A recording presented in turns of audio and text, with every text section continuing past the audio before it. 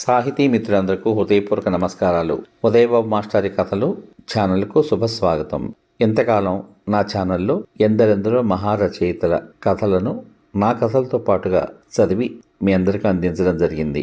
ఈరోజు నవలా సాహిత్యంలో భాగంగా కొత్తపల్లి ఉదయబాబు రచించిన మనసు చేసిన న్యాయం నవలను ధారావాహికగా అందించే ప్రయత్నం. ఇది రచయిత రచించిన మొట్టమొదటి నవల.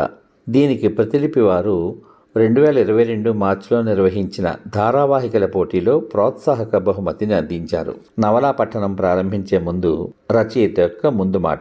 ఇది నా మాట కానే కాదు, అంతరంగపు ఆవేదన. సాహిత్యాభిలాషులందరకు ముందుగా నా హృదయపూర్వక నమస్సుమాంజలి. అమ్మ, మనం ఈ ప్రపంచాన్ని చూడకముందే, ఈ ప్రపంచం మనని చూడకముందే మన మీద మమకారం పెంచుకుని, మనం పుట్టాక తన రక్తాన్ని ఎలా పెంచి పెద్ద చేయాలి, ఎలా ప్రయోజకుల్ని చేయాలా అని బంగారు కలలు కంటూ ప్రేమించే ఒకే ఒక వ్యక్తి అమ్మ. అమ్మ లేని వాళ్లను అడుగు, ఆ ఆవేదన ఎలాంటిదో తెలుస్తుంది. తన బిడ్డ ఎంత కురూపిగా పుట్టినా తనువంతా ప్రేమ కలశంగా మార్చి తనువారా బిడ్డను ముద్దయాడిది కేవలం అమ్మే.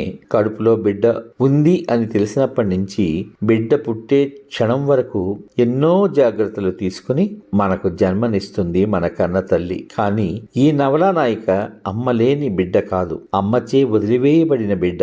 అది ఆడబిడ్డ, ఎంతో చక్కని అందగత్తె. 3 నెలల పురిటికందుగా అత్తవారింట్లో నిర్దాక్షిణ్యంగా వదిలివేయబడిన పసిబిడ్డ. ఆభం శుభం తెలియని అమాయకురాలు. అటువంటి పసిబిడ్డలు ఈ లోకంలో కోకొల్లలు. కామంతో ఒళ్ళు తిమ్మిరి తీర్చుకుని కానీ పెంటకొప్పలోనూ అనాథాశ్రమం గుమ్మంలోనూ వదిలేసిన బిడ్డ కాదు.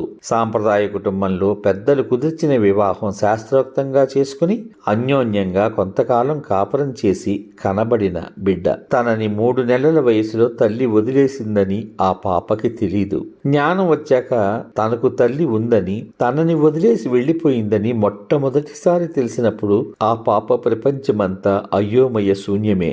తన మనసుకు కలిగే అతి చిన్న బాధని మనసారా ఎవరికైనా చెప్పుకునే అవకాశం లేని నిర్బలత్వం, ఏమీ చేయలేని దిక్కుతోచని ఒక నిస్సహాయత. ఆ చిన్న వయసులో భవిష్యత్తు అంతా శూన్యంగా కనిపిస్తుంది. ఎవరిని ఆశ్రయించాలో తెలీదు, ఎవరి పంచను చేరి బ్రతకాలో తెలీదు. 7 సముద్రాలు కలిసి ఒక్కసారిగా కళ్ళల్లో ఉప్పొంగే కన్నీళ్లు, అనంతపు ఆకాశపు ఆవేదన. ఎంతటి శత్రువుకి అయినా సరే అటువంటి పరిస్థితి రాకూడదు. తప్పు ఎవరి వల్ల జరిగినా అటువంటి పిల్లలు తిరిగి తల్లి ఒడికి చేరుకునే అవకాశం గాని పరిస్థితి గాని వస్తే ఈ ప్రపంచంలో ఏ బిడ్డకి దొరకనంత ఆనందానుభూతి పొందే క్షణమది. ప్రతి బిడ్డకు తల్లి అమృతమూర్తి. విధి ఆడిన వింత నాటకంలో తెలియక విడిపోయాక తెలిసి ఆ తల్లి బిడ్డలు కలుసుకున్న మధుర క్షణం, ఆ అనుభూతి ఆ 2 హృదయాలకే తెలుస్తాయి. ఒకరి ప్రేమను ఒకరు పంచుకుంటూ తల్లి ప్రేమ ప్రవాహంలో ఈదులాడుతూ అలా ఎన్ని మౌన క్షణాలు దొర్లిపోతాయో వాళ్ళకే తెలియదు. ఎన్ని కన్నీటి గంగా ప్రవాహాలు ఇంకిపోతాయో వారికి తెలియదు. అలా ఈ లోకంలో విడిపోయిన తల్లి బిడ్డలందరూ కలవాలని కోరుకుంటూ అటువంటి తల్లి బిడ్డలకు ఈ నవల అంకితం. ఇప్పుడు సీనియర్ కథా రచయిత కొత్తపల్లి ఉదయబాబు రచించిన మనసు చేసిన న్యాయం నవల మొదటి భాగం. రచన పఠనం కొత్తపల్లి ఉదయబాబు. సికింద్రాబాద్ స్టేషన్ వస్తోంది అన్న ప్రకటన వినగానే ఉలిక్కిపడి లేచాను. చకచకా నా వస్తువులు తీసుకుని సిద్ధం అయ్యాను. దాదాపు 15 సంవత్సరాల తర్వాత ఈవేళ మళ్ళీ హైదరాబాద్ నగరంలో అడుగుపెట్టబోతున్నాను అన్న ఆనందంతో మనసు ఉద్వేగంగా ఉంది. అంకుల్ ఎలా ఉన్నారో, ఆంటీ ఎలా ఉన్నారో, పిల్లలు సుజాత, సౌజన్య, భగత్ ఎలా ఉన్నారో, పెద్దవాళ్ళు అయిపోయి ఉంటారు. ఏమో చూడాలి. ముందు అసలు అంకుల్ నన్ను చూసి ఏమంటారో చూడాలి అనుకుంటూనే ఆగిన రైలు దిగి స్టేషన్ బయటికి నడిచాను. స్టేషన్ బయట లోపల ఎంతో అభివృద్ధి చెందిన వాతావరణంతో అంతా మారిపోయింది. నేను వెళ్లాల్సింది సంజీవరెడ్డి నగర్, సుందర్ నగర్ కాలనీ. ఏ నెంబర్ బస్ ఎక్కాలో అడిగి తెలుసుకుని టికెట్ తీసుకున్నాను. అక్కడి నుంచి ఆటోలో అంకుల్ అపార్ట్మెంట్ వద్దకు ఆటో కట్టించుకున్నాను. అంకుల్ అపార్ట్మెంట్ ముందు ఆటో దిగి కాలింగ్ బెల్ నొక్కాను. 2 నిమిషాల తర్వాత తలుపు తెరుచుకుంది. ఎవరు కావాలి అడిగిన ఆమె నన్ను పరిశీలనగా చూసి, వైభవ్ నువ్వేనా? అసలు గుర్తుపట్టలేకపోయాను సుమా, బాగా లావయ్యావు, లోపలికి రా అంది. నేను లోపలికి నడిచి హాల్లో లగేజీ ఒక పక్కగా పెట్టి ఆమె పాదాలకు భక్తిగా నమస్కారం పెట్టి లేచి నిలబడ్డాను. అప్రయత్నంగా నా కళ్ళల్లో నీళ్లు తిరిగి నా బుగ్గల మీద జలజలా రాలిపోయాయి. అది చూసిన ఆమె, ఏమైంది వైభవ్, నాన్నగారు అమ్మ అంతా బాగున్నారా అని అడిగారు ఆదుర్దగా. అంతా బాగున్నారా అండి. అమ్మ తర్వాత నా పొట్ట చూసి అన్నం పెట్టిన ఏకైక స్త్రీమూర్తి మీరే ఆంటీ అన్నాను కళ్ళు తెరుచుకుని కంఠం వణుకుతుండగా. నీలో ఇంకా నాట అమాయకత్వం పోనేలేదయ్యా. కూర్చో లక్ష్మి, వాటర్ తీసుకురా అని కిచెన్ కేసు చూసి చెప్పింది ఆంటీ. ఆంటీ, సుజాత, సౌజన్య, భగత్ ఎలా ఉన్నారు అడిగాను. అబ్బో, వాళ్ళ పేర్లు కూడా గుర్తున్నాయి నీకు. సుజాత ఇంజనీరింగ్ ఫైనల్ ఇయర్, సౌజన్య మెడిసిన్ సెకండ్ ఇయర్ చదువుతోంది, భగత్ ఇంటర్ 2వ సంవత్సరం చదువుతున్నాడు. అంతా కాలేజీలకి వెళ్ళారు. అంకులేమో ఆఫీస్కి వెళ్ళారు. దాదాపుగా అందరూ 1 గంట తేడాలో వచ్చేస్తారు. ఇంతలో లక్ష్మి మంచినీళ్ళు పట్టుకొచ్చి నాకు వినయంగా అందించింది. లక్ష్మి, ఈ బాబు నేను భగత్ని కడుపుతో ఉన్నప్పుడు మా ఇంట్లో 3 నెలలున్నాడు. వాళ్ళ నాన్నగారు, అయ్యగారు, అన్నయ్య గారు చిన్ననాటి స్నేహితులు. వాళ్ళిద్దరూ కలిసి ఆంధ్రాలో కొంతకాలం పనిచేశారులే. ఆనాటి స్నేహం నా గురించి లక్ష్మికి చెప్పింది శాంభవి ఆంటీ. ఆ రోజుల్లో అయ్యగారి స్నేహితుని కొడుక ఈ బాబు. ఆ రోజుల్లో స్నేహం అంటే అంత మంచిగా ఉండేవారన్నమాట. ఓలమ్మో అనేసి లోపలికి వెళ్ళిపోయింది లక్ష్మి. నేను టీ తీసుకున్నాను. తర్వాత ఎన్నెన్నో విషయాలు ఆంటీ అడిగారు. నేను ఎన్నెన్నో విషయాలకు సమాధానాలు చెబుతూనే ఉన్నాను. ఎంత సమయం మాట్లాడుకున్నామో తెలియనే లేదు. అంతలో ఒక నవ యవ్వన యువతి లోపలికి వచ్చింది.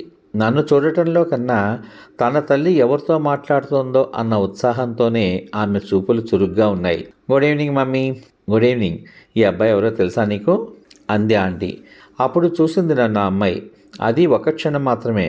ఎవరు అన్నట్టు భ్రుకుటి ముడిచి ఎగరేసి, నాకైతే గుర్తులేదు మమ్మీ, నువ్వే చెప్పు అంది ఆ అమ్మాయి జుట్టు ముడిపెట్టుకుంటూ. రాజమండ్రిలో బాబాకి ఒక స్నేహితులున్నారని చెప్పానే, ఆ అంకుల్ వాళ్ళ అబ్బాయి. నీ చిన్నప్పుడు 3 నెలల పాటు మన ఇంట్లో ఉన్నాడు. ప్రతిరోజు నీ కాన్వెంట్కి తీసుకొచ్చేవాడు. నీ చేత దగ్గరుండి హోంవర్క్ చేయించేవాడు. నీకు మ్యాథ్స్ బాగా చెప్పేవాడు. అంటే ఇతను వైభవ్ అన్నయ్య? అబ్బో, నీకు అతని పేరు కూడా గుర్తుందే అంది ఆంటీ మెచ్చుకోలుగా. అంత సీన్ లేదు మమ్మీ. బాబా ఆ అంకుల్తో మాట్లాడినప్పుడు వైభవ్ ఏం చేస్తున్నాడు, ఎలా ఉన్నాడు అని అడగడం 2-3 సార్లు విన్నాను. అందుకని గుర్తొచ్చింది. సరే, నేను ఫ్రెష్ అప్ అవుతాను మమ్మీ. లక్ష్మి, బోర్న్విటా అని అరిచేసి తన గదిలోకి వెళ్ళిపోయింది నన్ను పలకరించకుండానే. లక్ష్మి ట్రేలో బోర్న్విటా కప్పు కాబోలు పెట్టుకుని సౌజన్య గదిలోకి వెళ్ళింది. ఆంటీ అడిగారు, ఉంటావా 2 రోజులు? CCRT అని ఒక శిక్షణా కార్యక్రమం తెలుగు లలిత కళా తోరణంలో 15 రోజుల పాటు ఉందా ఆంటీ? నేను పాఠశాల తరపున వచ్చాను. ఎన్నో ఏళ్ళు అయింది కదా మిమ్మల్ని అంకుల్ని చూసి. ఒకసారి చూసి కనిపించి వెళ్దామని వచ్చాను అన్నాను.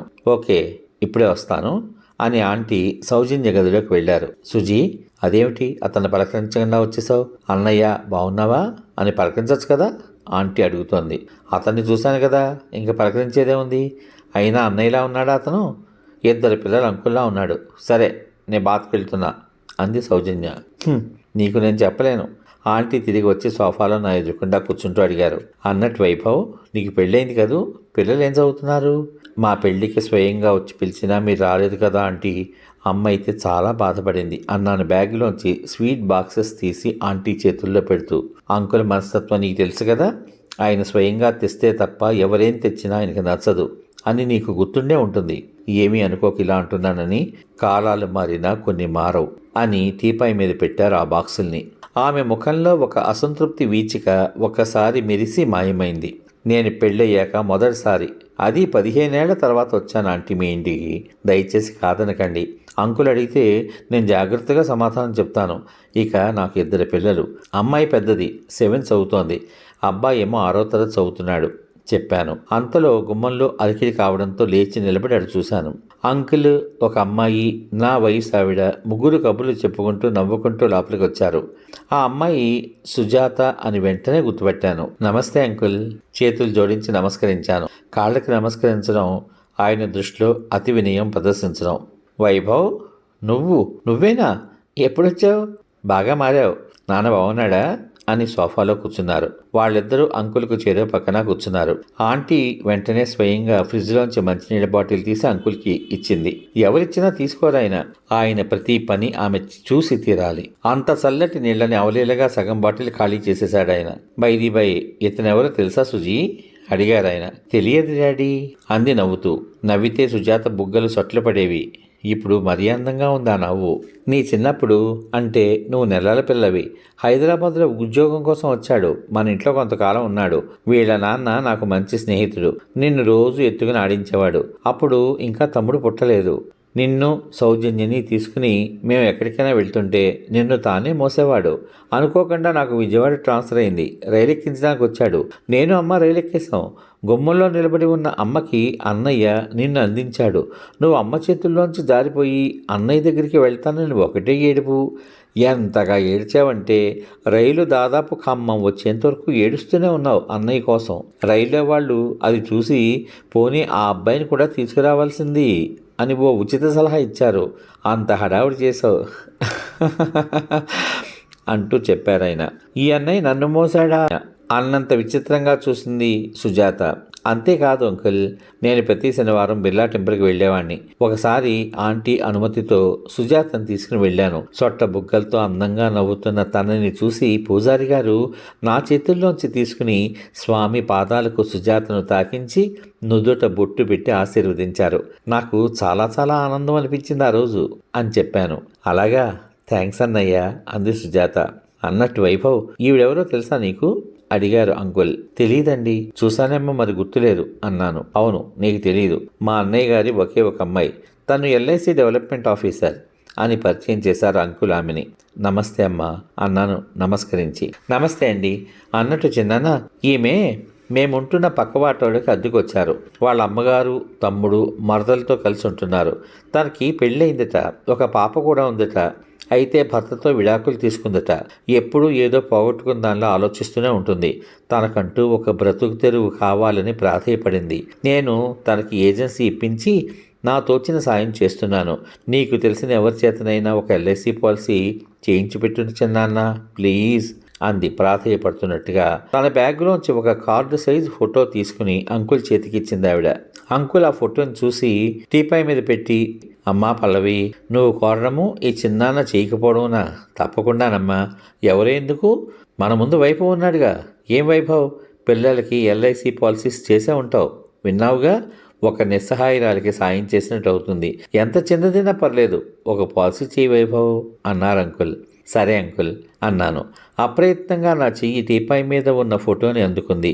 ఆ ఫోటోని చూస్తూనే ఆమెను ఎక్కడో బాగా చూసినట్టు అనిపించింది. కానీ చాలా రోజులైంది. కొంచెం లావుగా తెల్లగా ఉన్న ఆ ముఖంలో ఏదో నైరాస్యం కొట్టొచ్చినట్లు కనిపిస్తోంది. ఫోటోని మళ్ళీ ఒకసారి పరిశీలనగా చూసి టీపాయ్ మీద పెట్టేస్తూ, సారీ అండి, మీ అనుమతి లేకుండా ఫోటో చూశాను అన్నాను. నువ్వు పాలసీ చేసే ఏజెంట్ గారి ఫోటో చూసావు అనుకో, టేక్ ఇట్ ఈజీ.